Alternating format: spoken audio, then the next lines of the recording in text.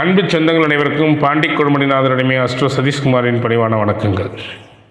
நண்பர்களே, இன்றைக்கி ஒரு புதுமையான ஒரு யோகத்தை பார்ப்போமா? நான் பார்த்த ஜாதகத்தில் வந்தது ஒரு சிறப்பான யோகம். செவ்வாய் பஞ்சமகா புருஷ யோகத்தை பற்றி கேள்விப்பட்டிருப்பீங்க. இதில் பஞ்சமகா புருஷ கிரகங்கள் அப்படின்னு சொல்லக்கூடிய கிரகங்கள் இது குரு, சனி, செவ்வாய், புதன், சுக்கிரன். இந்த 5 கிரகங்கள்.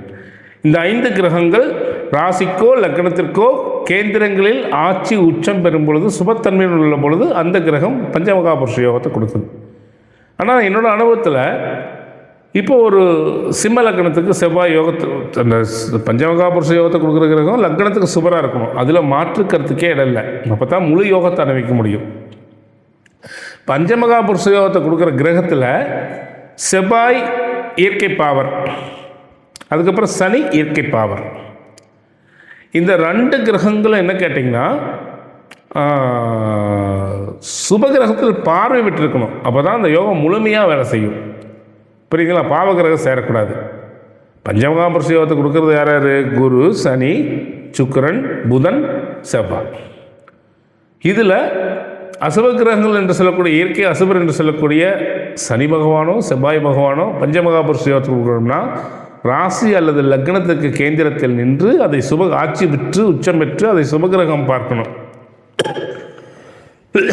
இப்போ உதாரணத்துக்கு எடுத்துக்குவோம். நான் ஒரு ஜாதகம் பார்த்தேனுங்க. சிம்ம லக்னம். சிம்ம லக்னத்திற்கு செவ்வாய் யார்? பாக்கியாதிபதி, 9 குடையவன். அதாவது 4, 9 குடையவன். 9ஆம் இடத்துல ஆட்சி பெற்று நிற்கிறான். செவ்வாய் முழுமையான யோகத்தை தரக்கூடிய பாக்கியாதிபதியாக நிற்கிறான். அப்போது லக்னத்துக்கு திரிகோணத்தில் அந்த செவ்வாய் நிற்கிறார், பாக்கியத்தில். இதுவே பலம்.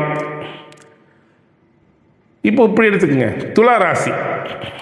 துளாராசிக்கு 7ஆம் இடத்துல, ராசிக்கு அவன் சிவந்தான், செவ்வாய் ஆட்சி பெற்று நிற்கிறான். லக்னத்துக்கு திரிகோணத்தில் ஆட்சி, ராசிக்கு கேந்திரத்தில் ஆட்சி. துலாத்தில் குரு நின்று பார்த்துட்டார், 5 குடை குரு நின்று பார்த்துட்டார்.